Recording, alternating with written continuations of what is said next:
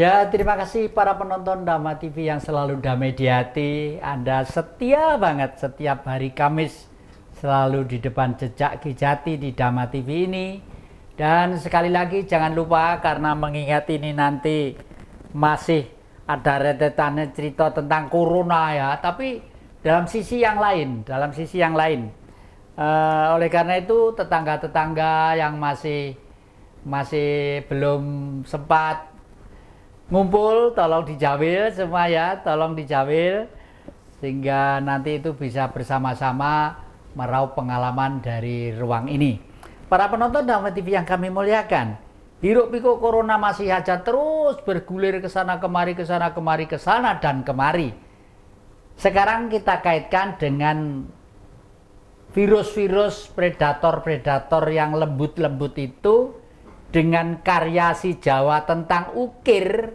Kira-kira ada kaitannya apa enggak gitu loh ya. Ukir bagi si Jawa itu ada dua. Ada yang di besi yang disebut tosanaji. Tosanaji itu orang umum menyebut keris. Ini namanya keris ya. Tosanaji kalau bahasa Sanskritnya atau bahasa sopannya ya. Lalu yang kedua adalah ukir yang ada kain, tolong nun sewu nyuwun ngapil setunggal. Nah, ini seni ukir juga, diukir tapi dalam bentuk kayak tulisan, kayak gambar dari titik ke satu ke titik yang lainnya, tapi semua mempunyai makna, semua mempunyai bahasa dan semua mempunyai maksud. Nanti akan dijelaskan oleh Bunda yang minggu yang lalu juga hadir di depan Anda. Terima kasih.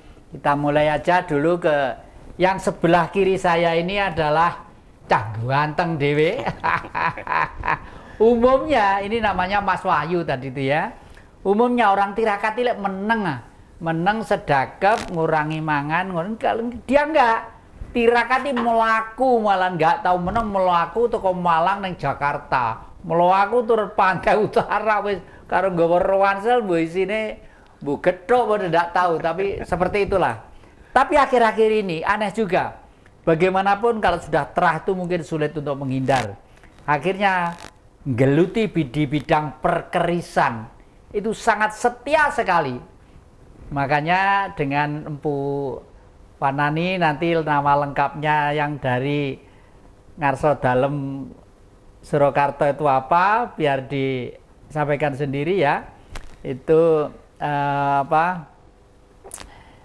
Mas Wes itu singkatan dari Wahyu Eko Setiawan, Pak. Wahyu Eko Setiawan. Iya. Wahyu itu Wahyu, Eko itu satu, Setiawan itu orang yang sangat setia ngugeme Wahyu. Sekaligus setia kawan. Sekaligus setia kawan. Nah, sekarang Kanjeng yang paling tengah, yang dari Empu itu seorang Empu loh ya. Kanjeng dari tengah itu lek ora kleru pikantuk kekancingan itu gelar dari dalam Keraton Surakarta Hadiningrat. Nuwun sewu. Lengkapipun sinten, Mas? Kanjeng Raden Tumenggung Arum Fanani Notopuro. Waduh, Kanjeng Raden Tumenggung Arum Fanani Notopuro. Waduh, Noto itu menata, Puro itu gawangan. Ya bener.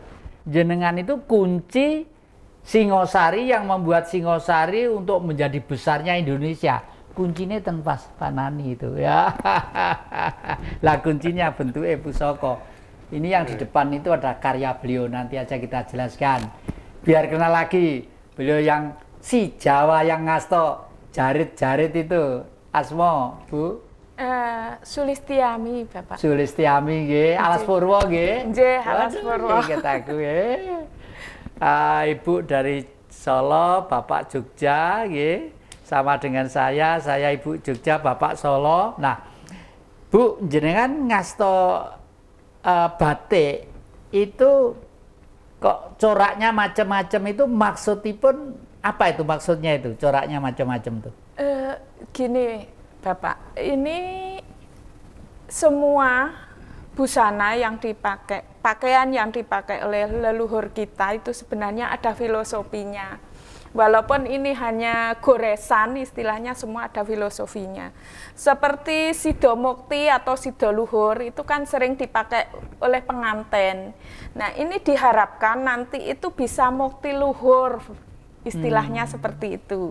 Ini adalah sebuah doa, walaupun ini dituangkan lewat selembar kain. Terus ada yang dinamakan truntun. Truntun ini biasanya dipakai untuk bapak ibu pengantin. Ini diharapkan bapak ibu pengantin itu bisa menuntun, memberi contoh yang baik untuk anak-anaknya. Nanti kalau sudah jadi ibu atau bapak itu menjadi panutan anak-anaknya. Itu. Terus kemudian ini saya pakai parang. Parang ini adalah gambaran dari kehidupan, bahwa kehidupan itu ada naik turunnya, ada gelombangnya. Jadi tidak semua itu baik, tidak semua itu jelek, tidak semua itu senang, tidak semua itu. Jadi kita harus ikhlas, bagaimana orang Jawa itu istilahnya didoakan kita bisa nedon trimo gitu. Nah, terus ini juga batik, ini khas juga, ini kebetulan hasil riset saya, Romo. Ini dari bahan alami. Jadi sangat-sangat bukan dari bahan-bahan yang sintetis, tapi ini dari bahan alami. Ini saya buat dari daun mahoni. Oh, daun mahoni. Ya, kemudian saya buat batik dengan jumputan, kita ikat. Tidak kalah. Siapa Bu? Daun, berbicara daun itu kan kayak sulit untuk ditangkap ya. Daun itu logikanya kalau basah, diuriti mesti suwir kabeh, ya ta? Kalau kering mesti suwek. Lah, itu kok kain bisa dibuat daun bisa dibuat kain, itu logikanya itu bagaimana? Gini, maksudnya ini adalah bahan untuk membuat batiknya, Romo. Jadi pewarnaannya. Nah, itu kita buat dari daun mahoni, cuman ini katonnya kita pakai katon primisima. Gitu. Nah, jadi ini yang disebut batik celup, tidak diukir tapi dicelup. Kalau yang ini diukir, ini adalah hasil karya juga. Saya yang membuatnya ini. Ini juga tetapi kalau yang ini sudah menggunakan malam dan pewarna buatan, tidak alami lagi. Yang ini. Jadi semua batik itu ada filosofinya, dan sebenarnya batik itu kalau dipakai khususnya orang Jawa itu lebih nyaman daripada buatan luar negeri yang ada sintetisnya. Gitu ya. Waduh, bukan main.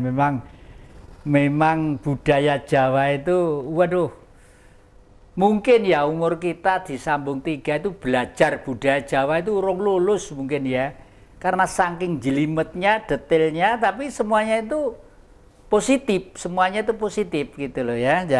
Sekarang saya kembali ke Mas Wahyu ini. Mas Wahyu, jenengan ini anak muda, kalau saya lihat sehari-harinya itu nggak telatenan, tapi akhir-akhir ini kok membuat karya-karya yang bagus-bagus seperti rongko-rongko gini. Kalau begitu saya juga tolong nanti disiapin yang bagus, satu rongko karya Mas Wahyu. Ini kalau nggak salah ini Nogo Siluman lo berapa ini? 11 ya. Termasuk apa lo 11 Kifanani? Nogo Siluman aja. Ya, Nogo Siluman yang utama. Nogo Siluman. Kalau ada keris ganan atau keris yang berupa sosok, itu yang disebut adalah sosoknya, bukan looknya. Bukan looknya, sosoknya ya. Katanya kalau look 13 itu Nogorojo look 13. Enggak mesti ya. Nogorojo itu dari seni ukirnya, Romo, dari bentuk naganya. Naga itu ya. Nogo Topo, Nogo Poso, Nogo Rojo, Nogo Siluman. Nah, ini yang lagi rame itu sekarang kerisnya Pangeran Diponegoro yang dikembalikan. Nah, penyebutannya kan secara penyebutan beliau adalah Kanjeng Kiai Nogo Siluman. Tapi secara dapur sebenarnya bukan dapur Nogo Siluman. Dapurnya bukan. Nah, itu cuma ini kita tidak memperdebatkan itu. Bisa saja penamaan sebuah keris itu berbeda. Oh, yang dikembalikan dari negeri Belanda itu ya? Bisa saja penamaan itu didasarkan dari dapurnya, atau bisa juga seperti Nyun Sewu, Romo punya keris secara dapur disebut Nogo Siluman. Tapi Romo juga berhak untuk memberikan nama ini misalkan Nogo Watu, misalnya ya. Nogo Haji, Nogo. Nah, itu secara penyebutan bisa berbeda dengan dapur. Gitu, Romo. Kalau gini termasuk Mataram kuno apa Mataram baru kira-kira? Baru, Romo. Baru ya. Baru. Ini yang pantas rongkonya yang mana? Kalau saya menyarankan rongko Solo. Rongko Solo ini ya. Ladrang Solo yang ada, kalau mungkin Kayaman Solo lah ya, seperti ini. Kayaman. Gila, inilah para penonton Dhamma TV yang kami muliakan. Mas Wahyu membuat rongko cantik-cantik dan indah-indah. Waduh, ini pas ini kalau begini itu. Wah, tinggal cekelannya gading. Waduh, dah. Kalau begitu ini untuk saya, saya pesen ini satu. Tolong nanti ini di anu sekalian, monggo. Saya serahin jenengan ini, terima kasih, Nah, Kanjeng Fanani, ini akhir-akhir ini saya nongkrong di dalam jenengan itu agak terheran-heran saya. Terheran-heran saya itu ada sesuatu yang baru sesuai dengan kondisi zaman. Para penonton dapat yang kami muliakan, masih masalah tosanaji dan perkerisan. Jangan kemana-mana, masih di depan Jejak Ki Jati. Ya, terima kasih para penonton Dhamma TV yang selalu damai di hati. Saya masih ini ya tertarik dengan sang empu dari Singosari ini ya. Kemarin itu saya ke sana ngobrol sama beliaunya. Aduh, dengan penuh telaten dan sabar saya ditunjukin karya-karya terakhir. Itu di samping di depan-depan itu karya beliau semua. Beliau itu akhir-akhir ini membuat semar. Dan jumlahnya itu banyak dan tidak besar tapi kecil-kecil. Saya di dalam benak saya timbul satu perasaan mengatakan bahwa loh, lah kok sesuai dengan tuntutan zaman ya? Betul. Kenapa? Apa kaitannya gambar semar dan corona dan lain sebagainya? Coba corona yang mirip dengan teori ilmiah yang diperbesar 2600 kali dari wujud aslinya, itu adalah yang bulat, lalu ada selawir-selawir di kulitnya begitu ya, sehingga selawir-selawir itu kalau masuk tenggorokan menjadi keri gitu. Lalu dan itu nanti kalau sudah masuk ke jantung dan paru-paru itu bisa menjadi kering, akhirnya darah tidak mengalir. Ya udah, kalau paru-paru dan hati itu sudah tidak berfungsi, ya udah, itu kuncinya. Lah, apa kaitannya dengan semar ini ya? Semar ini berkali-kali saya ceritakan, sebenarnya inilah Adam kita.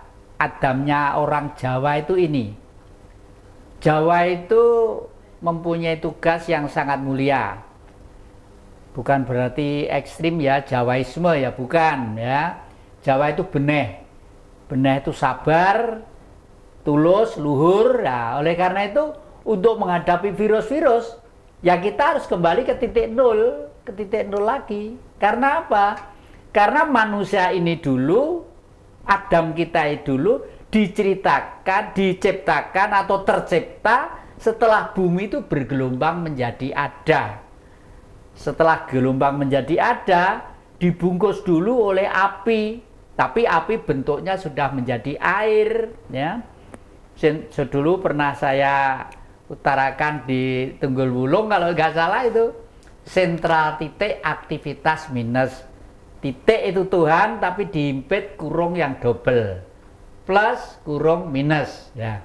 Pada waktu titik yang bergelembung di alam semesta, cahaya dari Allah itu ya bergerak karena hidup, hukumnya plus dan minus, meledak dayar gitu. Lalu timbullah molekul ya. Nah, molekul itulah lalu berubah menjadi air. Oleh karena itu air itu sebenarnya api. Dan inilah yang membuat hidupnya benua ini. Manusia hidup karena air, bumi bisa ada kehidupan karena air juga. 70% samudra kita membungkus bumi. Tubuh kita 70% adalah air. Nah, itu sudah ada kehidupan. Karena konsekuensi logis dari 4 hukum hidrogen, nitrogen, karbo, dan oksigen ya. Setelah ada sinar matahari, barulah mereka itu bergerak, bernyawa. Ada yang bernapas, ada yang berkembang, ada lumut, ada macam-macam. Nah, yang bernyawa mesti ada komponen yang namanya paru-paru dan jantung ya.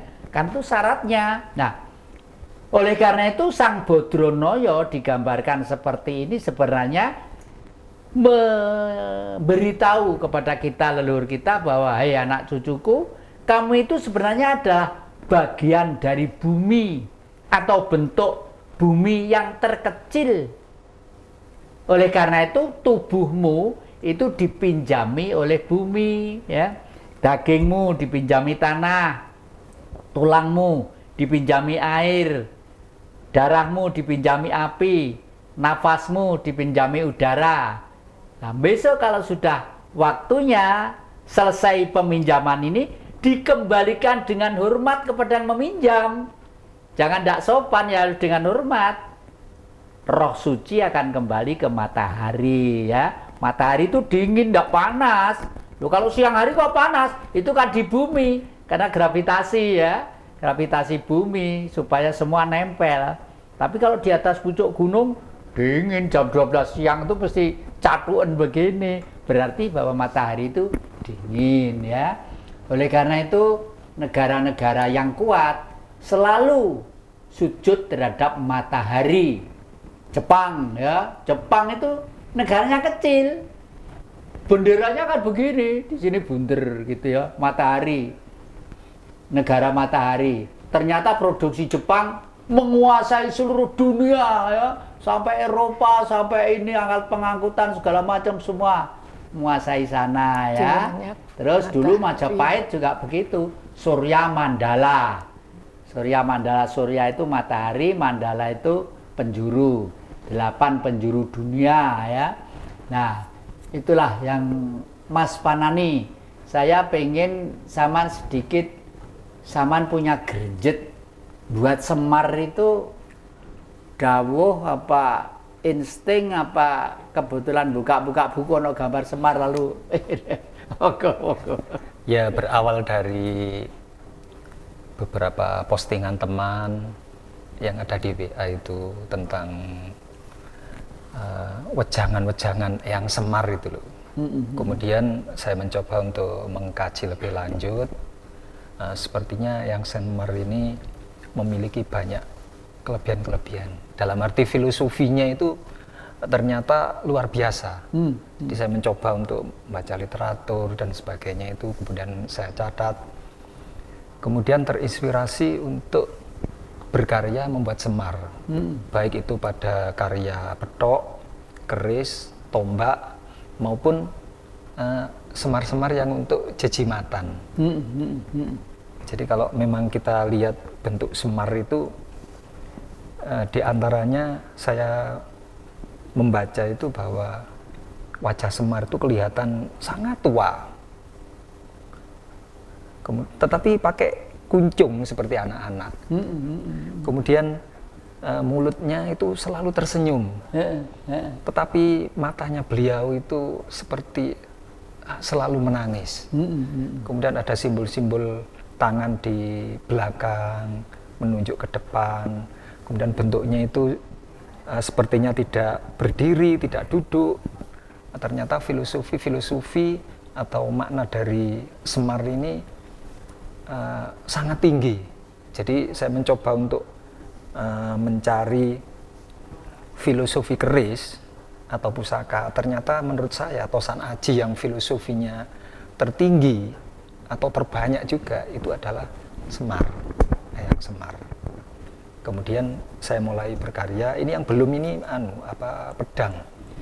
Ini kan petok ada, keris, tombak, terus yang jenis patrem atau jejimatan. Jadi yang belum ini tombak. Jadi ini masih setengah jadi, belum finish. Ini nanti kami finish lagi, kemudian diwarangi, pembuatan warangka, dan nanti ada prosesi Sidikoro Pusaka sebagai salah satu permohonan secara fisik. Ini memang lambangnya Semar. Secara non fisik kita berdoa bahwa filosofi dari Semar itu manjing pada tosan aji tersebut. Waduh. Ternyata kalau empu itu ya namanya aja udah empu. Jadi membuat itu tidak didasari oleh break even point atau antara permintaan dan penawaran ya, tapi berdasarkan naluri, keluhuran, perasaan, tidak gampang.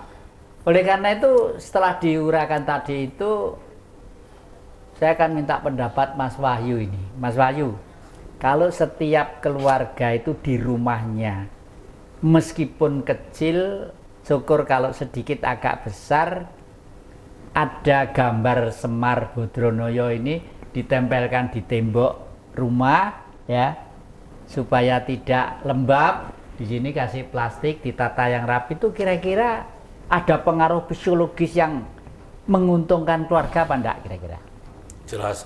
Jelas ada, Romo. Jadi membuat tosan aji apalagi dalam bentuk semar itu kan seperti yang ngendikakan Empu Panani itu punya filosofi gitu, punya doa, punya harapan.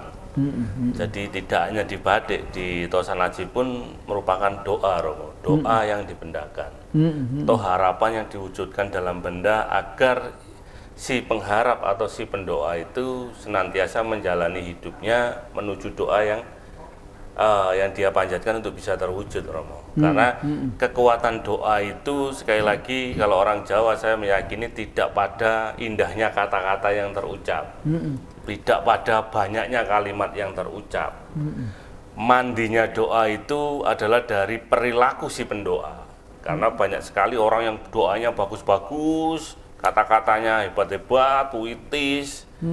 Tapi ketika kehidupan, dalam menjalani kehidupan si pendoa itu tidak melakukan kebaikan, saya pikir doanya juga akan sulit terkabul, Romo. Sekali lagi, saya meyakini bahwa kemanjuran atau kemujaraban sebuah doa itu tidak terletak pada indahnya kata-kata yang terucap dalam doa itu, tapi terletak pada perbuatan, laku. Kalau bahasanya orang Jawa laku, jadi laku si pendoa itu sehari-harinya. Ada orang yang berdoa cukup sak kecap tapi mandi, Romo, karena perilakunya yang luar biasa, dharmanya kepada kehidupan yang luar biasa. Ini yang kemudian menjadikan doa nyun sewu. Kalau orang dulu kan nyabdo itu kan sabdo ya, sak poto sak koto itu jadi nyoto, ngoten lho Mbak. Jadi misalkan ada kutukan gitu, orang tua ngutuk ya, meskipun hanya sekecap tak kutuk jadi batu beneran, Romo. Jadi tidak perlu kata-kata yang terlalu mendayu-dayu. Nah, saya kira kalau Semar ini atau tosan aji atau barangkali batik nanti diukir atau dibatik dalam bentuk semar, saya kira itu akan menjadi sebagai pangiling-iling atau pengingat bahwa seluruh yang ada di dalam rumah itu harus mengkaji, mengerti kenapa kemudian semar itu ditaruh di satu tempat, sehingga ketika mereka atau yang di dalam rumah itu mengerti tentang filosofi atau makna semar tadi yang dijabarkan Bu Panani, saya kira itu akan mewujud kepada perilaku atau laku yang baik. Ketauladanan. Nah, itu pasti ada efek psikologisnya. Dengan catatan yang menaruh itu benar-benar mengerti. Begitu, Romo, menurut saya. Waduh ya. Waduh, para penonton Dhamma TV yang kami muliakan, uraiannya begitu indah dan uraiannya begitu bagus. Nanti akan saya uraikan secara umum supaya semua mengerti. Jangan kemana-mana, masih di depan Jejak Ki Jati. Ya, terima kasih para penonton Dhamma TV yang selalu damai di hati, masih menguraikan ya antara Eyang Buyut Bodronoyo atau Semar dengan Corona. Ini kok diotak-atik gathuk, bukan otak-atik gathuk. Mari kita nalar dengan bagus ya. Pada waktu Sang Maha pengen gerenjetnya ada menjadi manusia. Nah, tetapi pada waktu gerenjetnya ada untuk menjadi manusia, yang disebut manusia selanjutnya itu kan mesti harus tempat tinggalnya ada dulu. Tempat tinggalnya itu adalah di bumi. Nah, pada waktu itu beliau masih pengen gerenjetnya itu berbentuk bayi. Tapi bayi itu ada di dalam plasenta. Jadi makanya Semar itu namanya Duda Marimuno. Kilurah Bodronoyo Duda Marimuno. Duda itu bukan kok orang yang pernah kawin lalu pisah, bukan itu ya. Duda Marimuno itu artinya diceritakan diarani Duda Marimuno awet diarani lanang ning kopek nglambreh. Kopek itu susu ini ya, maaf ya. Seperti saya itu juga begitu, saking gaya kaos ya. Kalau enggak ya kelihatan gitu. Dan orang tua-tua yang laki-laki pasti ininya itu pasti gandul juga ya. Duda Marimuno lah. Dikatakan putri tapi laki-laki. Itu yang di dalam bayi itu ya. Setelah bumi itu ada tumbuh-tumbuhan, lalu ada binatang, dibuat main-main sama gajah itu, main-main gitu, kena ini nih, gadingnya cerwos gitu, baru bedah, lahir bayi. Lah, selanjutnya disebut Semar, itulah leluhur kita, dan lahirnya itu tidak jauh-jauh, ya dari lereng Arjuna ini ya. Kenapa? Karena di lereng Arjuna ini termasuk tempat tinggalnya Ki Ageng Vanani tadi itu memang terah-terah leluhur yang kelasnya hebat-hebat. Karena di puncak Arjuna sana ya, itu ada yang namanya sumber berantas, itu ada air mengalir ya, sana lalu Bangau, lalu Tulungagung, Blitar, Tulungagung, Kediri, akhirnya muaranya ke Surabaya. Seluruh dunia air yang bentuknya angka 9 kalau dari utara, kalau dari selatan seperti angka 6 itu hanya Sungai Berantas. Makanya orang-orang yang lahir di sekitar sini pasti semuanya adalah laki-laki sejati dan laki-laki yang terpilih semuanya. Meskipun sekarang itu sudah ada yang bergerak di Sumatera, ada yang di Kalimantan, ada yang di mana-mana, ada di mana-mana seperti itu ya. Jadi ini digambarkan kenapa Semar itu mripate ke Nuwun Sewu, digambarnya rembes. Ya karena melek. Kenapa kok melek? Rembes itu seperti orang sakit gitu loh, ngriyip ya toh. Karena bumi ini dihuni oleh manusia selamanya, turun temurun. Itu bahasa Sanepan ya. Bahasa Sanepan, sampai kapanpun bumi itu untuk dihuni oleh manusia gitu loh ya. Terus perutnya tebel, bokongnya gede, iki bunder. Ikilah yang dulu saya ceritakan, asal mula kehidupan bermula dari telur ya. Telur itu ada kuningnya, ada putihnya.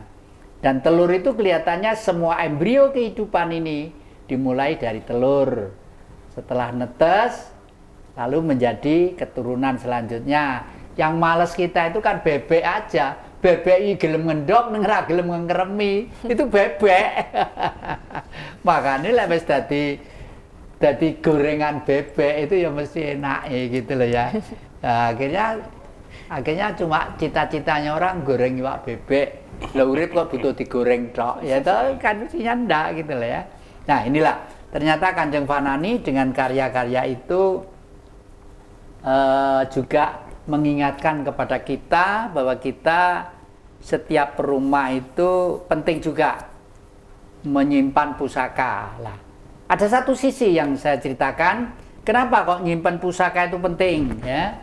Karena tadi udah saya singgung ya minggu yang lalu ya, udah saya singgung ya Nuwun Sewu. Ini kenapa kok penting? Karena pusaka itu besi. Besi itu adalah satu material yang bisa ditempati nyawa. Nyawa itu hidup. Hidup itu plus dan minus. Buktinya apa?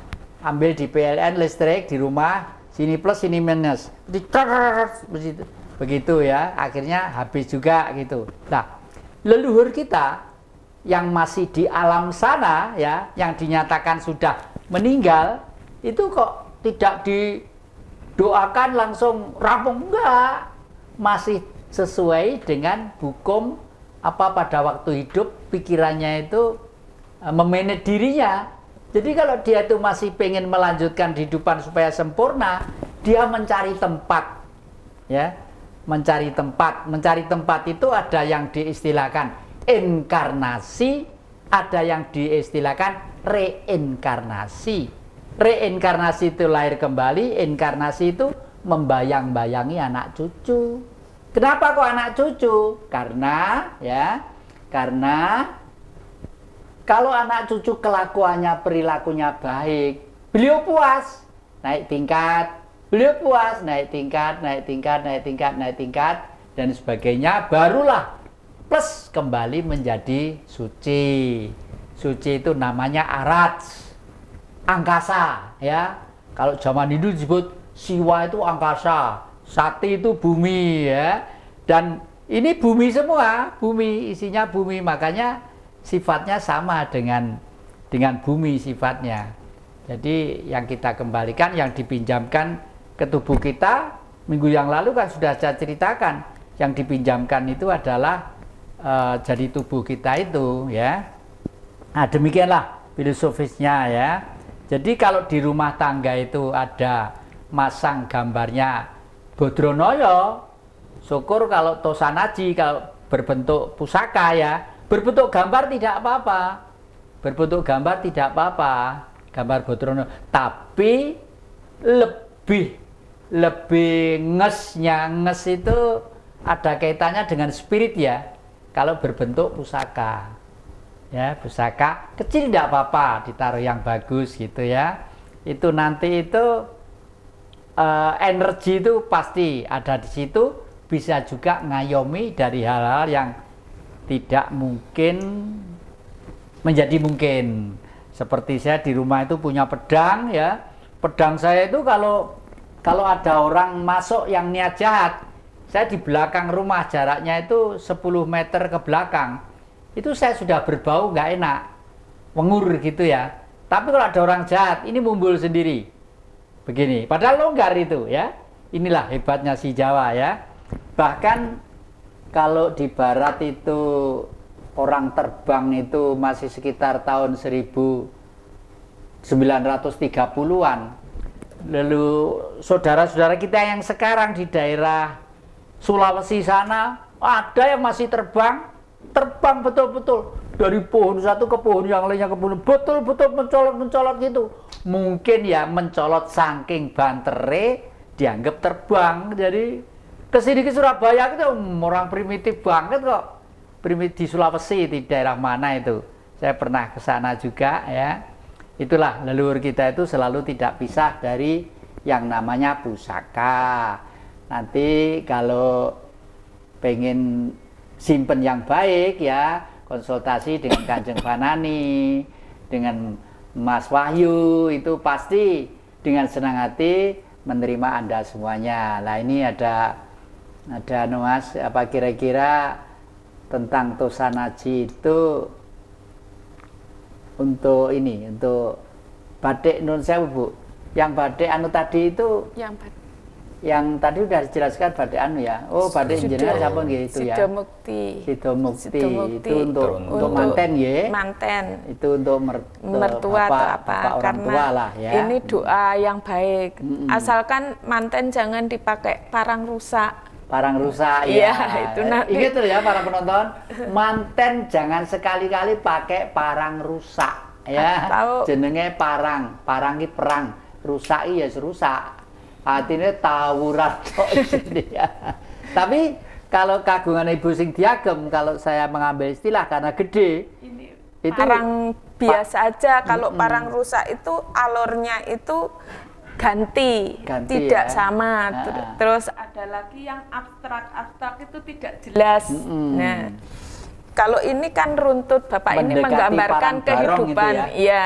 Kehidupan. Parang barong itu adalah ageman Eyang Buyut Sultan Agung Hanyokrokusumo ya, pada waktu nyerang Batavia naik jalan, jadi beliau naik kuda, pasukannya jalan kaki Jogja sampai Jakarta, mengusir penjajah di sana.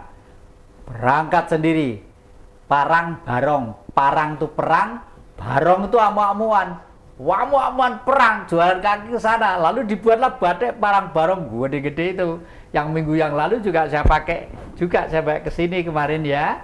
Nah itulah, jadi leluhur kita, seniman kita, goresannya, ukirannya selalu ada nilai-nilai yang filosofis juga itu. Ya, terima kasih para penonton Dhamma TV yang kami muliakan. Masih akan kita lanjutkan nanti poin-poin ini, jangan kemana-mana, masih di depan Jejak Ki Jati. Ya, terima kasih para penonton Dhamma TV yang selalu damai di hati. Masih kita lanjutkan ya. Ini yang perlu dikorek tuh karena masalah perkerisan Kanjeng Panan ini. Kanjeng, ini jenengan pakai rumbi-rumbi ini hanya sekedar hiasan, apa punya maksud tertentu? Intinya variasi itu. Variasi aja. Sebetulnya pusaka Semar itu ada warangkanya, tapi karena ini masih setengah jadi, tadi saya bersihkan mau berangkat kok kayaknya telanjang gitu ya, jadi saya cari landaian ini supaya bisa dipegang dan mudah untuk dilihat atau dikomunikasikan, itu aja. Ya. Jiwa senimannya juga juga ya, tajam juga ya, karena mau disuting di TV, diperindah sing delok ben seneng, karena ini memang masih belum jadi, artinya belum final gitu lah. Sekarang saya masih penasaran ini ke Kanjeng lagi karena bidang keris. Saya punya keris kok kecil banget ini. Kalau menurut saya loh, ini apa ya? Ini menurut saya tuh karena kayak apa namanya itu? Umyang gitu. Umyang, jimbe. Ya, itu apa itu? Kok keris kok kecil banget? Ya, secara umum keris kalau ukuran 1 jengkal itu namanya patrem. Kalau umumnya kecil itu jimatan. Jimatan ya. Tetapi dari segi garapnya ini sepertinya itu miniatur. Jadi kalau ukuran keris yang normal itu pas ikutan manusia, tapi ini ukuran saku. Saku ya. Jadi untuk jejimatan. Jadi paling tidak ini memang sebuah karya yang indah dengan rincian sekar kacang yang detail, kemudian ada greneng, dan yang unik lagi ini handle-nya biasanya kan kayu, ini langsung jadi satu, seperti orang yang sangat tua begitu. Pandito Semedi. Ya, ada yang mengatakan Pandito Semedi. Tapi kalau yang jimbe itu yang secara umum tidak begini, Romo. Jadi ada penditonya dua, atau yang namanya yang dua, kemudian ada tulisannya, dan ada lambang-lambang di situ yang secara umum diukir pada wilayah tersebut. Itu disepakati yang jimbe, walaupun itu juga pendapat-pendapat yang dipakai antara teman yang satu ke teman yang lain. Itu emang juga ya. Patut disimpan ya. Sekarang kalau begitu nih yang punya PR Mas Wahyu, karena apa? Mampukah membuat rongko sekecil ini? Kayu timo. Kayu timo ya? Bagus. Berikan kayu timo yang bagus mampu. Memang menyambung Pupanani. Gitu ya. Dengan corona. Apa hubungannya keris dengan corona kan gitu. Jadi temanya kan seperti itu. Iya. Kalau sepengertian saya, Romo, jadi keris yang berupa jimatan, jimatan ini memang tujuannya lebih banyak ke arah pribadi, individu, termasuk juga patrem. Tapi keris yang dalam ukuran normal ini juga bisa jadi semacam pusaka penanda tetenger.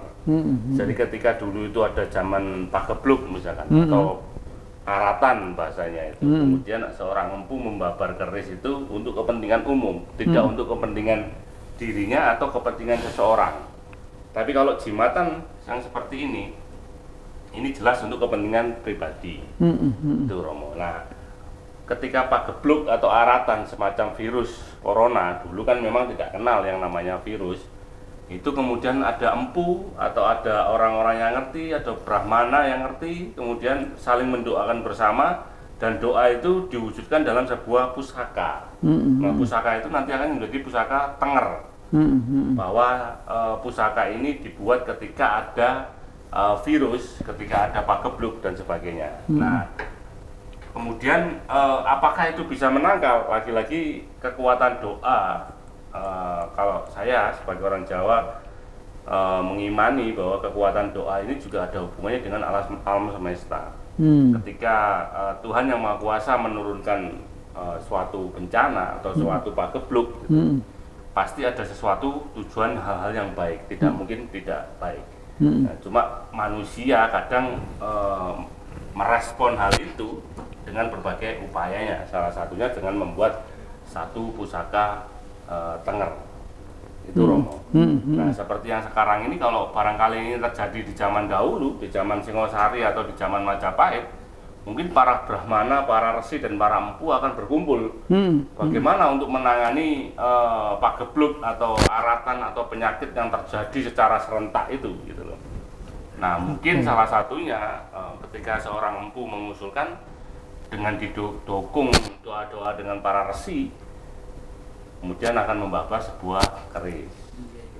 Jadi contoh kayak dulu ada pagebluk di Mojopahit, kemudian terciptalah keris Sengkelat, misalkan, gitu. Atau kemudian ada keris Nogosiluman juga.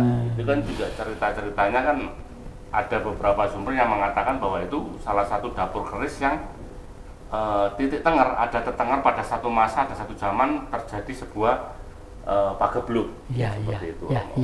Ya. Para penonton Dhamma TV yang kami muliakan, memang ini saya lalu setelah Mas Wahyu cerita ya tentang antara pagebluk dan pusaka-pusaka tadi, saya jadi ingat kegiatan di Tunggul Wulung ya. Tunggul Wulung akhir-akhir ini berangkat dari waktu Sarasehan di sana.